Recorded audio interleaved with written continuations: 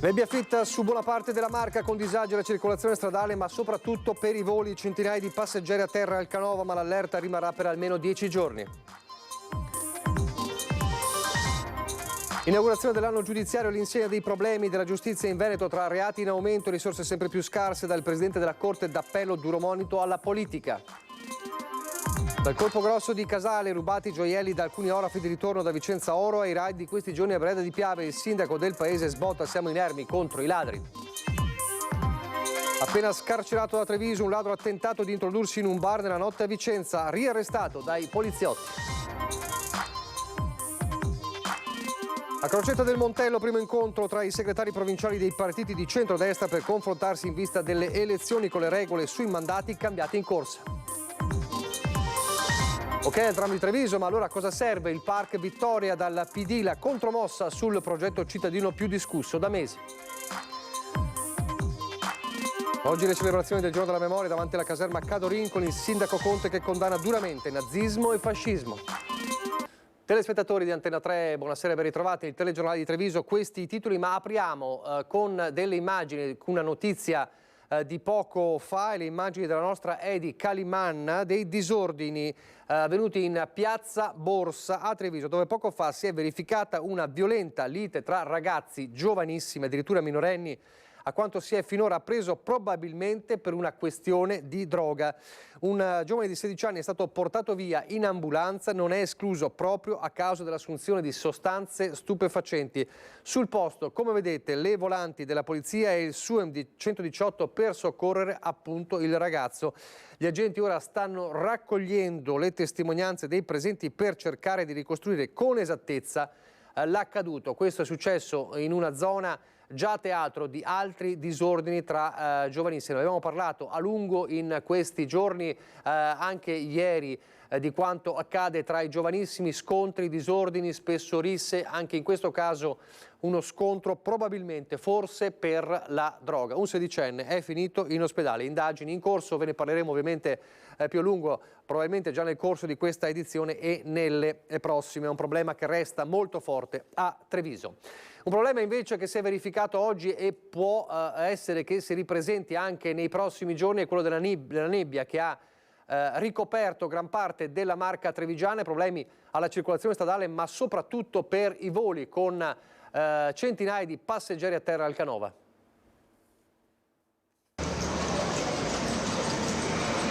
Voi non siete partiti? No. A causa della nebbia? Sì, domani partiamo teoricamente. E dove eravate diretti? A Bruxelles, Charleroi. Quindi tutto annullato? Sì. C'è chi è rimasto letteralmente a terra, chi ha dovuto aspettare ore. Di certo la nebbia ha colto di sorpresa centinaia di passeggeri al Canova di Treviso. A metà giornata erano 6 i voli in arrivo dirottati in altri aeroporti, 2 su Trieste, 1 addirittura a Pisa, 3 su Venezia. Oggettivamente parlando, comunque ho riscontrato una serie di problemi, tanto è vero che aspettavo appunto mia madre qua all'uscita dall'aeroporto e purtroppo non è potuta venire a causa appunto di dirottamento verso Venezia. Quindi che volo era? Era il volo da Trapani, esattamente da Trapani Birgi. Speriamo in un rimborso a questo punto, quantomeno delle compagnie aeree. Copione simile per le partenze da Treviso, 2 le cancellazioni mentre un volo è stato rinviato di quasi 24 ore. In mezzo tanti ritardi, soprattutto nelle rotte verso l'est Europa, un calvario arrivare a Tirana e Bucarest. Hanno detto che dobbiamo andare alle 5:45, hanno cancellato. Sì, pazienza, sì. Devi partire tu? Io con mia mamma. Treviso Bucarest. No more flight. I hope tomorrow morning will be clear because I want to go home. Problemi anche per i trasporti su gomma, così in autostrada sulla tratta Rimini-Treviso. Non si vedeva niente, non si vedeva niente. Ben 5 ore di autostrada. 4 ore di nebbia, 4 ore di nebbia fai.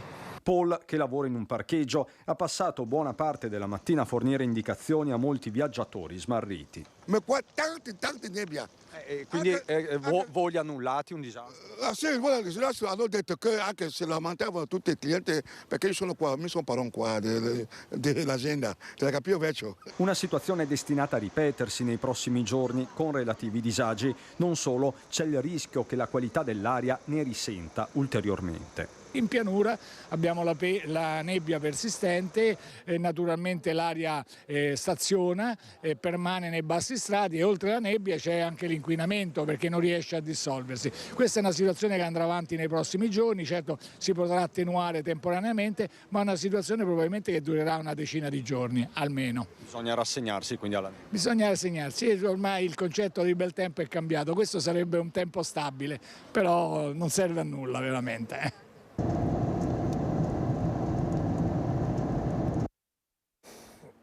Armarsi di pazienza dunque, la pazienza invece l'hanno finita i magistrati e chi amministra la giustizia in Veneto. Oggi l'apertura dell'anno giudiziario con i tanti problemi della giustizia è un duro monito alla politica.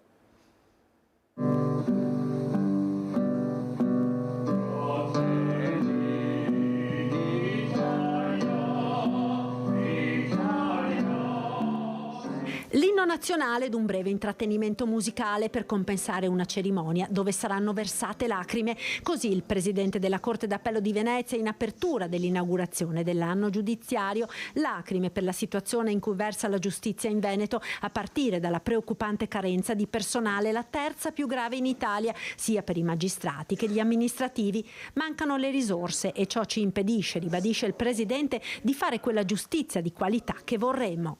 E appare quindi curioso che tra coloro che dovrebbero dare le risorse con la legge e con l'attività di governo, troppo spesso vengano attribuite alla magistratura le responsabilità per l'inadeguato funzionamento della giustizia. E gli effetti sono sotto gli occhi dei cittadini. Sono continuamente costretto a delle scelte impegnative che non spettano a me. Se non posso fare tutti i processi e qualcosa va in prescrizione, alla fine devo scegliere che cosa va in prescrizione. I dati sono preoccupanti, i reati sono in crescita e quando anche la singola voce è in calo, ad esempio terrorismo, non è certo per la diminuzione di quel tipo di reato. E della sempre maggiore farraginosità della normativa processuale, con particolare riferimento alla materia delle intercettazioni. Rincara la dose il presidente del Consiglio dell'Ordine degli Avvocati di Venezia. Abbiamo una situazione che non esito a definire drammatica con riferimento all'ufficio del giudice di pace, che è divenuto il luogo dove quotidianamente viene negata giustizia. Non posso che sperare che l'attuazione della autonomia differenziata con la richiesta da parte della Regione anche di questa materia possa portare qualche beneficio. Guarda il bicchiere mezzo pieno il sottosegretario alla giustizia Andrea Ostellari, snocciolando i dati e gli accordi prossimi che porteranno nel giro di un paio d'anni all'incremento della pianta organica nei tribunali del Veneto, annunciando anche un importante appuntamento che si svolgerà a Venezia. Il contrasto del crimine organizzato transnazionale sarà tra gli argomenti centrali di un evento straordinario nell'agenda del G7 Giustizia in programma durante la presidenza italiana proprio qui a Venezia nel maggio di quest'anno. A chiedere risorse sono anche i sindaci risorse per i comuni contro i ladri dopo gli ultimi colpi. Non c'è pace nella Marca sul fronte dei furti. Clamoroso quello messo a segno nei giorni scorsi a Casale sul Sile, nel garage dell'abitazione di un agente di polizia dove avevano parcheggiato l'auto due orafi amici di famiglia di ritorno da Vicenza Oro. Nella macchina c'era il campionario di preziosi svanito nel nulla, mentre i proprietari facevano visita agli amici prima di rientrare a casa in Campania. Molto probabilmente i ladri li stavano seguendo da Vicenza e alla prima sosta li hanno svaligiati. Sull'episodio indagano i carabinieri. Intanto, dopo i colpi dell'altro giorno a Pero di Breda di Piave, crescono i timori nel paese già preso di mira più volte negli ultimi mesi. Io passavo anche qua, quanto che sarà? 2 mesi fa. Poi sono andato a mio cognato a rubare a San Bartolomeo, l'hanno portato via anche la sua pellet e il microonde. però non hanno portato via altro perché c'era solo quello. Il sindaco Cristiano Mosole è un fiume in piena. Noi sindaci siamo inermi ormai, facciamo tutto quello che c'è possibile insieme alle forze dell'ordine, ma è evidente che non è sufficiente. Presidiare il territorio in questa situazione è impossibile, anzi direi inutile, visti gli ampi spazi, le praterie che lasciamo a questi delinquenti. Non si può continuare così, sbotta Mosole, lanciando un appello a prefettura e governo. Non ha nessun senso diramare comunicati con le raccomandazioni su come ci dobbiamo comportare. No, serve che chi di competenza metta a disposizione sul territorio le risorse umane, quindi il personale, affinché questo territorio sia presidiato, affinché ci sia effettivamente un controllo e ci sia una sicurezza più importante rispetto a quella che c'è adesso. E poi c'è la storia del ladro appena scarcerato da Treviso che ha tentato un colpo a Vicenza, lo hanno riarrestato. Era in libertà solo da qualche giorno, ma il ladro seriale che aveva compiuto decine di furti nel nord Italia è stato bloccato ed arrestato nuovamente ieri sera dagli agenti di polizia della squadra volanti. Si tratta di un cittadino romeno di 46 anni che, da poco arrivato a Vicenza, verso le 4 cercava di scardinare le finestre di un bar in Viale Trento. Alla vista dei lampeggianti delle pattuglie delle forze dell'ordine si è dato immediatamente alla fuga, lasciando sul posto gli attrezzi da scasso, cacciaviti e un piede di porco.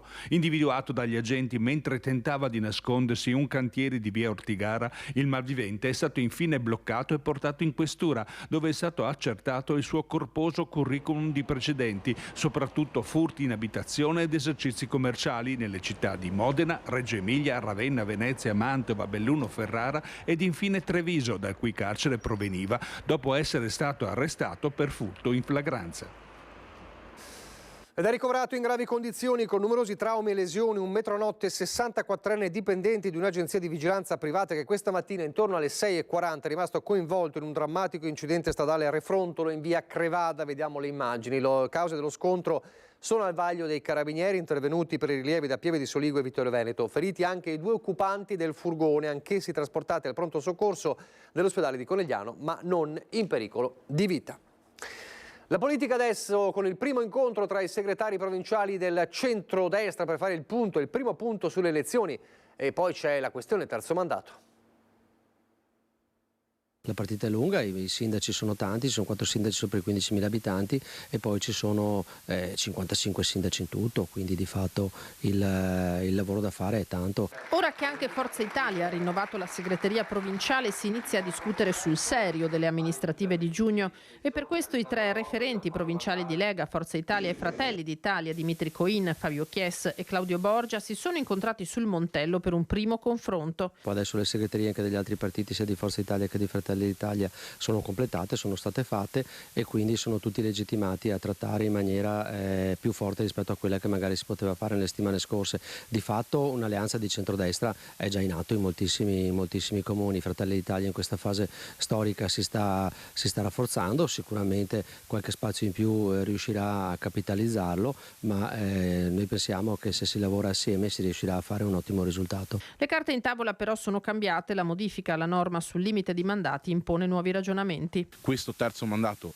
sappiamo tutti che un po' mette in difficoltà noi di Fratelli d'Italia, insomma in questa partita avevamo la possibilità di fare molti sindaci, adesso insomma staremo a vedere, dovremo essere bravi noi a presentare dei candidati sindaci che possano avere l'apprezzamento sì delle segreti di partito, ma soprattutto dei cittadini. Per la Lega il provvedimento è invece sacrosanto. Una libertà di mandati come questa io la reputo un'azione di responsabilità e di democrazia.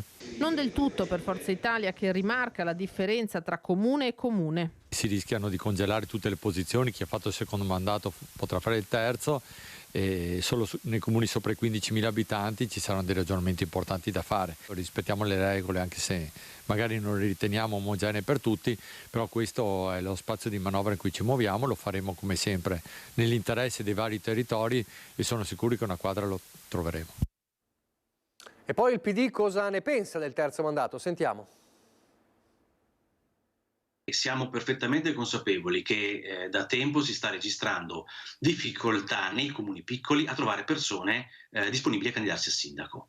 Che la soluzione possa essere quella di innalzare il tetto dei mandati o rimuoverlo addirittura, ecco, su questo noi non siamo d'accordo. Non è alzando il tetto di mandati amministrativi o addirittura eliminandolo che si risolve l'ormai crescente disaffezione dei cittadini all'impegno politico. Ne è convinto il Partito Democratico, che anche nella Marca ha accolto negativamente il contenuto del decreto elezioni, in cui si prevedono mandati illimitati nei comuni sotto i 5.000 abitanti e da 2 si passa a 3 tra i 5.000 e i 15.000. Ci si attendeva, spiega il segretario provinciale Dem Giovanni Zorzi, una riforma complessiva delle autonomie locali, in cui intervenire senz'altro sul tetto dei mandati, ma anche ad esempio incentivando le fusioni dei comuni, per esempio. Lasciano perplessi anche le modalità che Zorzi definisce inusuali. Personalmente credo che con il decreto il governo abbia cercato in qualche maniera di regolare i rapporti di forza tra i due partiti di maggioranza, tra Lega e Fratelli d'Italia. La Lega vuole il superamento del tetto di mandati per i comuni sopra i 15.000 abitanti e per i presidenti di regione. Fratelli d'Italia gli ha dato il contenuto della rimozione del tetto di mandati per i comuni sotto i 15.000 abitanti. Resta ora da vedere se e come la nuova norma influirà sulla geografia politica della Marca che uscirà dalle elezioni amministrative di giugno. In provincia di Treviso non capisco quanto possa essere di beneficio a qualcuno piuttosto che a un altro. Vedo un dibattito all'interno del centrodestra, ma mi fermo là, non è di mia competenza. Noi il nostro stiamo cercando di fare, la nostra parte la faremo come l'abbiamo sempre fatto, indipendentemente da quello che può essere il numero di mandati di un sindaco o di un consigliere comunale, insomma cambia poco. E poi il PD cittadino che sulla questione del tram, ma anche di Parc Vittoria, rilancia una contraddizione. A suo dire di Casugana il tram, dice Antonella Tocchetto, esclude di fatto il Parc Vittoria.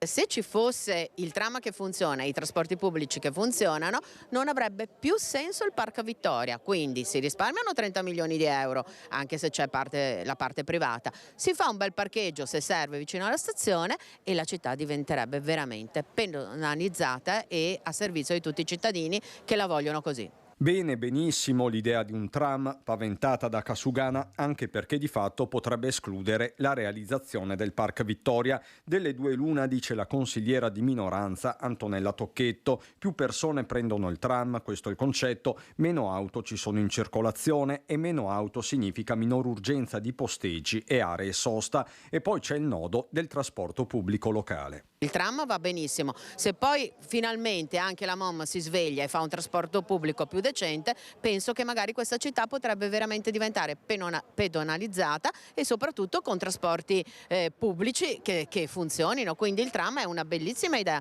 che peraltro anche quasi tutte le città d'Italia ma anche del Veneto. Guarda alle esperienze di Mestre Padova, sempre dal PD, Marco Zabai, che parla anche di un treno, ma quello metaforico dei finanziamenti. Noi riteniamo che sia un'opportunità che debba essere colta e che quindi invitiamo l'amministrazione a non lasciare che rimanga solo un annuncio, ma che si mettano in campo velocemente tutte le azioni possibili per realizzarlo. Non dobbiamo perdere il treno dei finanziamenti europei e nazionali per realizzarlo, abbiamo già perso il PNRR, non perdiamone altri.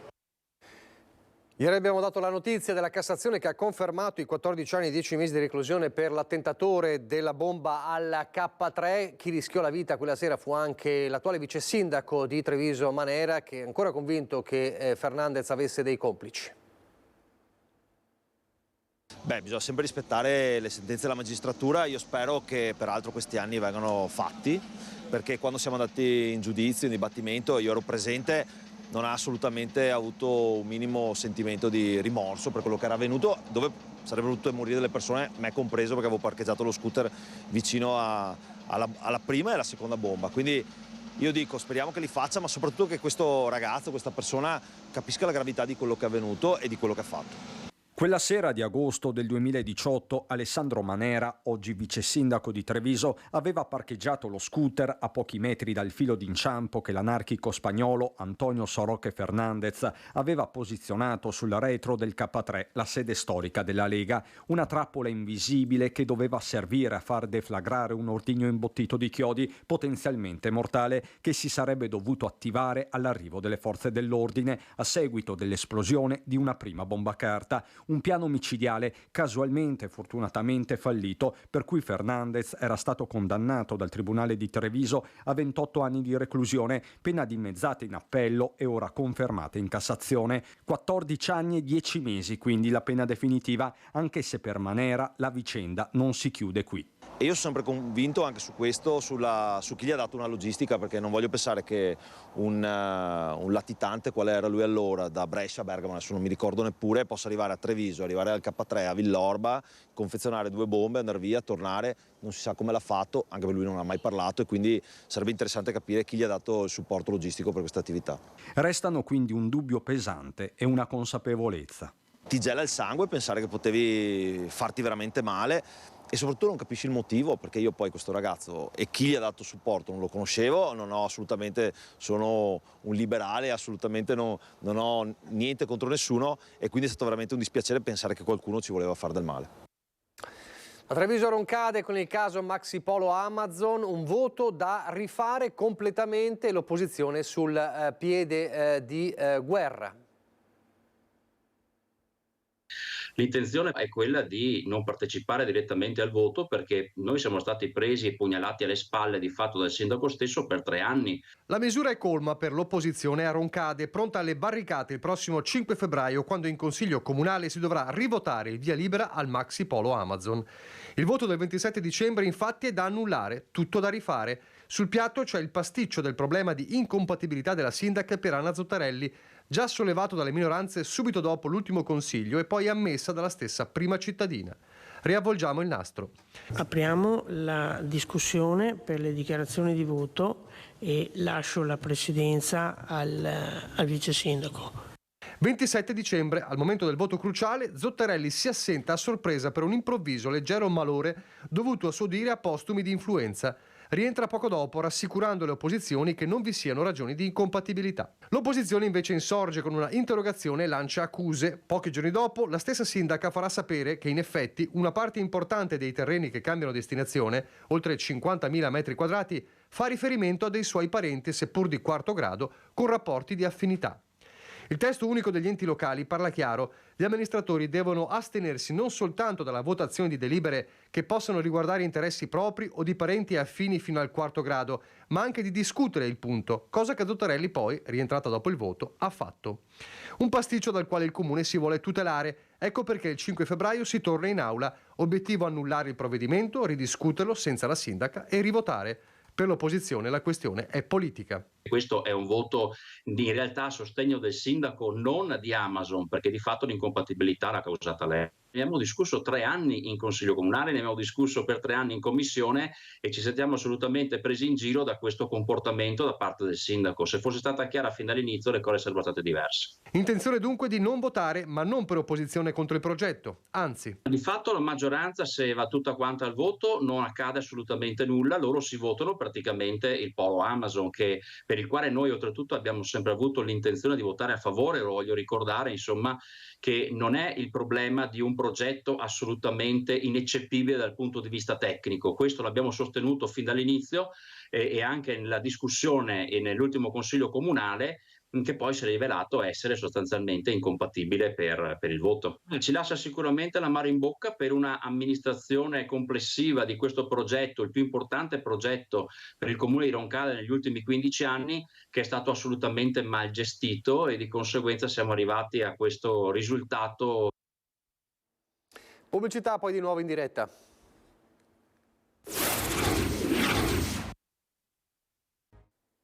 Rieccoci in diretta, il telegiornale di Treviso. Allora, il giorno della memoria, iniziamo dalla celebrazione alla caserma Cadorin.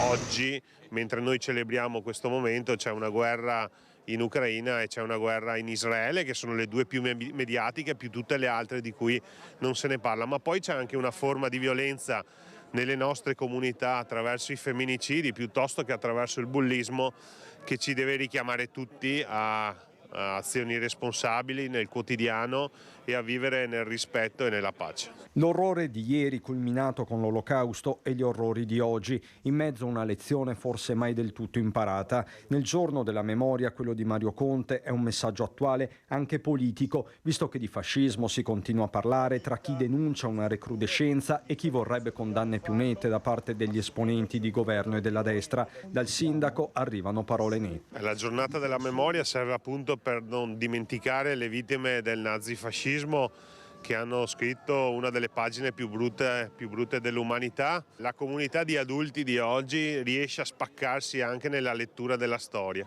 Io spero che non ci si spacchi invece nel programmare il presente e il futuro. E alla Cadorina, davanti al prefetto, alle forze dell'ordine, alle associazioni combattentistiche d'arma, agli alpini e all'ANPI, ci si interroga sullo stato di salute delle istituzioni democratiche del Paese. Più che pericolo fascismo, penso che ci sia un pericolo di regressione democratica, perché per come vedo anche da parte della maggioranza utilizzare male le istituzioni democratiche e mancare costantemente di rispetto, una forzatura dietro l'altra, una fiducia dietro l'altra della nostra democrazia e soprattutto del nostro Parlamento, non so se parlerei di rischio fascismo, ma sicuramente parlo di necessità di starci molto attenti. Già appena insediata in Consiglio Comunale ad Oderzo ho presentato una mozione contro ogni forma di totalitarismo, comunismo, stalinismo, fascismo, ecco tutti quei regimi totalitari che sono un obbrobrio contro l'umanità, no? Perché la mia libertà è tale finché non lede la tua libertà, ecco, e per noi questo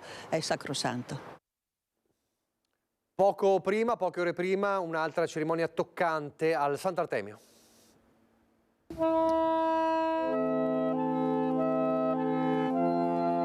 Studenti del Duca degli Abruzzi che puliscono le pietre d'inciampo che ricordano 4 ebrei rifugiati nell'ex ospedale psichiatrico di Treviso e deportati dalle SS.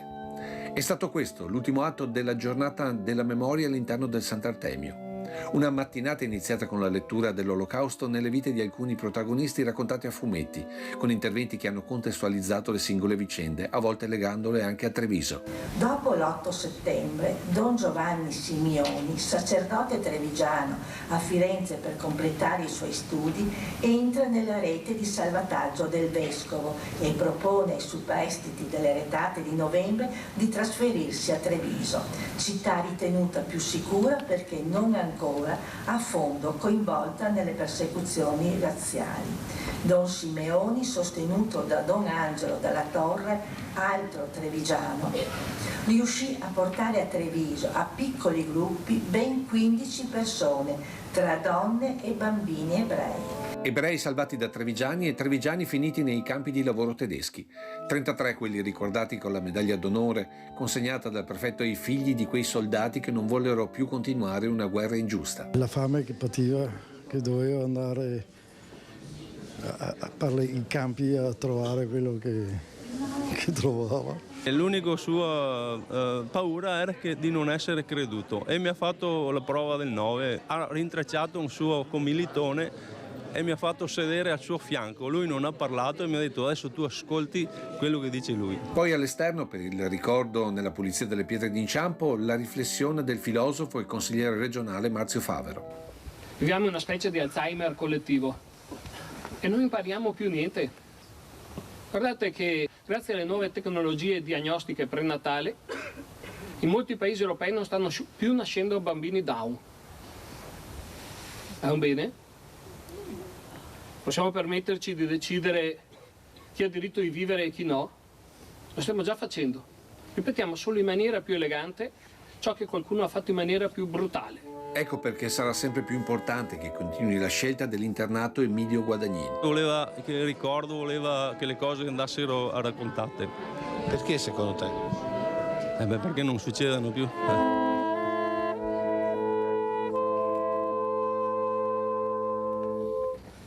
Lucio Zanato in collegamento, buonasera. Buonasera Nicola, buonasera ai telespettatori di Antenna 3. Sì, sono con il coro, ma soprattutto sono con l'attore che interpreterà Giovannino Guareschi, perché questa sera avremo delle letture di un IMI davvero particolare. Gli IMI erano i militari internati militari italiani, e proprio questi erano addirittura sotto il livello quasi degli altri, sicuramente degli altri prigionieri, ma a livello proprio anche degli ebrei. E questa è una storia che pochi conoscono, ma l'abbiamo sentita oggi proprio in provincia. E allora Giovannino Guareschi, che noi ricordiamo per il Don Camillo e per il Candido, era uno di questi militari, ufficiale di artiglieria degli Alpini, venne internato e è storica la sua frase: non muoio neanche se mi ammazzano. E invece noi abbiamo Silvio Pasqualetto, che questa sera interpreterà proprio Giovannino Guareschi con questo libro, ovvero Diario clandestino. Questa è una versione, Nicola, originale del 1950. Due frasi veloci. Non abbiamo vissuto come i bruti, non ci siamo rinchiusi nel nostro egoismo, non abbiamo dimenticato mai di essere uomini civili, uomini con un passato e con un avvenire. Ecco, ed è più o meno lo stile che abbiamo sentito prima proprio nel servizio raccontato dai figli di questi militari italiani internati. Claudio Provedel è invece il maestro che questa sera dirigerà questo coro, ma soprattutto è quello che ha inventato questo spettacolo. Perché proprio Giovannino Guareschi? Giovannino Guareschi ha una storia incredibile. Lui ha provato tutto quello che hanno provato gli internati nei lager, però lui era un umorista prima e anche dopo questa prigionia. E allora tutti i suoi racconti hanno sempre anche qualcosa di da strappare un sorriso, perché lui andava da baracca a baracca a raccontare queste storie che questa sera faremo qui in teatro. Dalle 21, abbiamo pochissimo tempo, altrimenti noi andiamo in onda in diretta, però un accenno con il nostro coro, col vostro coro, col coro di tutti noi questa sera dalle 21 in diretta su Antenna 3, cosa sentiremo? Ma facciamo l'inno degli Alpini in onore degli Alpini. Una battuta via.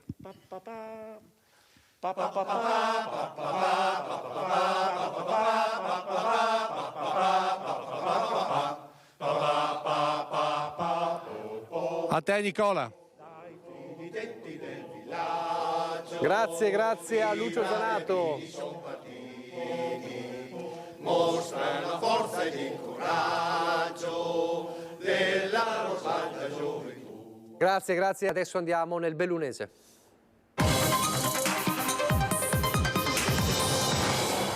E per quanto riguarda il caso del Bob a Cortina, c'è l'ultimo appello. Gli industriali del Veneto e di Belluno Dolomiti fanno l'ultimo appello con una lettera inviata direttamente al presidente del CIO. Una lettera scritta a quattro mani, mossa dall'urgenza e dalla preoccupazione. Le gare di bob, slittino e skeleton devono essere assegnate senza esitazione alcuna a Cortina d'Ampezzo. La convinzione di Enrico Carraro e di Laurent Berton, rispettivamente presidenti di Confindustria Veneto e di Confindustria Belluno Dolomiti, è messa nero su bianco nella missiva inviata ieri a Thomas Bach, presidente del Comitato Olimpico Internazionale, che entro fine mese pronuncerà la decisione definitiva sulla sede delle gare di scivolamento su ghiaccio. Nell'appello al numero 1 del CIO, Carraro e Berton invitano a considerare che la mancata assegnazione delle gare a Cortina rischia di innescare un effetto domino capace di azzerare la portata dell'evento. Un'ipotesi che vogliamo scongiurare, affermano i vertici degli industriali, che rigettano, si legge testualmente, le rappresentazioni di alcune associazioni ambientaliste che, seppur assolutamente minoritarie, fanno la voce grossa, dimenticando che una montagna viva non può prescindere da infrastrutture e opere sostenibili ed efficienti. In ballo, proseguono Carraro e Berton, c'è molto di più di una semplice pista da bob, c'è il sogno olimpico di un intero territorio che non può svanire per mere posizioni ideologiche o preconfezionate. Una stoccata al pensiero delle associazioni ambientaliste, le quali però nei giorni scorsi hanno reso nota la decisione inamovibile del CIO, comunicata da Christine Kloster, presidente della commissione di coordinamento del CIO. La costruzione o ricostruzione di una nuova infrastruttura non è essenziale per le competizioni di bob, slittino e skeleton nelle Olimpiadi invernali Milano Cortina 2026. Al match point mancano 4 giorni. Intanto sono ormai al via i lavori di manutenzione straordinaria delle stazioni ferroviarie di Belluno e Ponte nelle Alpi, che sono interventi che ricadono nel piano delle stazioni olimpiche. Poco oltre la metà di febbraio per Ponte nelle Alpi, fine marzo, primissimi giorni di aprile per Belluno sono le date di avvio dei lavori per la manutenzione straordinaria delle opere civili della sede ferroviaria delle stazioni che RFI ha inserito nel piano delle stazioni olimpiche. L'appalto dei lavori, che comprende anche gli interventi nelle stazioni della Valpusteria, se l'è aggiudicato l'impresa di costruzioni bellunese Veneta 21 in raggruppamento con la IMAF di Conegliano e la ANR di Fara dal Pago. L'importo degli interventi supera complessivamente i 26 milioni di euro.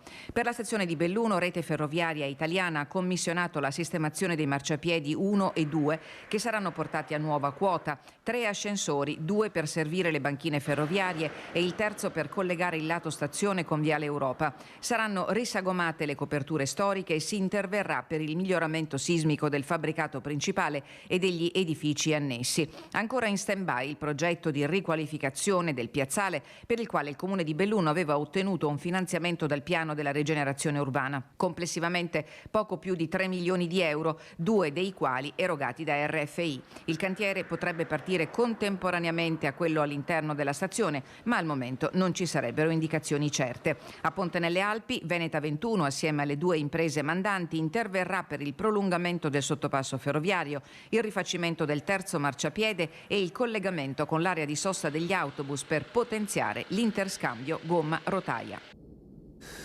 Il lavoro, le incertezze di mercato che hanno comportato l'attivazione della cassa integrazione alla SEST di Limana non consentono all'azienda di rispettare l'accordo sindacale sottoscritto da FIM e UILM che prevedeva l'assunzione di 150 lavoratori ex ACC. La doccia gelata al tavolo regionale convocato dall'assessore Donazzan per la verifica della situazione dei lavoratori che erano in capo all'amministrazione straordinaria licenziati lo scorso 31 dicembre. Comprendo la delusione sindacale, ma non si poteva fare di più, ha affermato Donazzan, ringraziando SEST, unica azienda che ha già ampiamente contribuito alla causa. I lavoratori ex ACC non ricollocati sono 59, per loro la Regione ha attivato i percorsi di politica attiva. E adesso torniamo a parlare del caso dei ricorsi per il riconoscimento della cittadinanza italiana per discendenza da parte dei cittadini brasiliani, che sta mandando in tilt gli uffici anagrafe dei comuni, l'abbiamo raccontato ieri, come i comuni di Val di Zoldo, in crisi anche i tribunali, come ha segnalato all'inaugurazione dell'anno giudiziario il presidente della Corte d'Appello Citterio. Ieri, probabilmente ignaro di quanto sarebbe accaduto in meno di 24 ore, ci aveva pensato il sindaco di Val di Zoldo, Camillo De Pellegrini, a sollevare il caso. Chiudo l'anagrafe un giorno alla settimana per evadere le trascrizioni delle richieste di cittadinanza per discendenza di brasiliani. Oltre 500 i fascicoli in sospeso, troppi per il personale dell'anagrafe del piccolo comune, impossibilitato perfino a rispondere alle quotidiane necessità dei cittadini. Bisogna intervenire sulla norma e, se non sarà possibile, perlomeno sulle risorse, aveva commentato il sindaco di Val di Zoldo. Stamattina, a strettissimo giro, a dare l'assist al primo cittadino è stato il presidente della Corte d'Appello di Venezia, Carlo Citterio, il quale all'inaugurazione dell'anno giudiziario, di fronte a esponenti della politica, del Parlamento e del CSM, ha ritenuto di segnalare la situazione paradossale del Tribunale di Venezia, l'unico fra i tribunali di primo grado ad avere aumentato le proprie pendenze. Il motivo? Il Tribunale di Venezia ha aumentato la propria pendenza in quanto è stato raggiunto da un numero di richieste, quindi di ricorsi per il riconoscimento della cittadinanza da parte dei cittadini brasiliani collegati con l'Italia. Il numero di questi ricorsi da solo era ed è superiore al numero di tutte le altre cause che sono state incamerate dal Tribunale di Venezia. Il problema, ha affermato il presidente Citterio, rivolto alla platea, al di là della lettura delle statistiche, rileva una questione tutta politica. Se la cosa dovesse proseguire ed estendersi, voi provate a immaginare l'impatto sulla composizione del corpo elettorale, sui quorum elettorale e così via. E questo è possibile perché alcuni automatismi scattano anche quando i legami familiari sono lontanissimi e riguardano persone che assolutamente nulla hanno a che fare hanno avuto in concreto a che fare con la Repubblica. Il tema e le implicazioni che potrà avere sarà oggetto di un approfondimento seminariale della Corte assieme all'Avvocato dello Stato.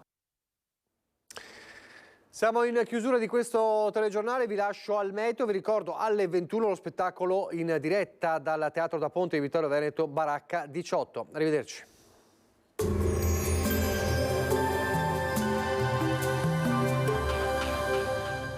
Entra nel mondo Lolato.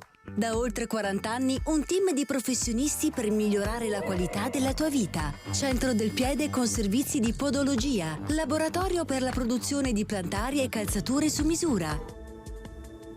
Bentrovati al meteo. Anticiclone prevalente sul nostro territorio. Il tempo dunque sarà ancora buono. Vediamo il dettaglio. Sul Veneto la grafica di domenica 28 gennaio evidenzia un ampio soleggiamento. Tuttavia durante le ore più fredde saranno probabili foschie o nebbie, specie sui settori meridionali della pianura, localmente persistenti per tutta la giornata. Temperature stazionarie minime tra 1 e meno 2 gradi, massime tra 7 e 9 gradi all'incirca. Ci spostiamo ora sul Friuli Venezia Giulia. Anche qui tempo stabile con cielo in prevalenza sereno. Sarà possibile però la formazione di nebbie notturne, specie sulla bassa pianura. Temperature minime tra meno 1 e 3 gradi, massime sui 10-12 gradi. Infine diamo uno sguardo alla situazione del Trentino Alto Adige, dove non cambierà di molto il contesto perché dominerà il sole, il cielo sarà sereno o velato. Temperature minime tra 1 e meno 2 gradi, massime sugli 11-14 gradi all'incirca.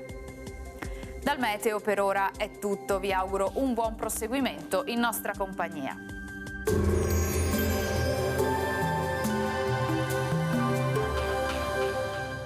Busti, tutori e protesi di arto personalizzati. Ortopedia e sanitaria Lolato. A Treviso e Montebelluna. Lolato, soluzioni per star bene.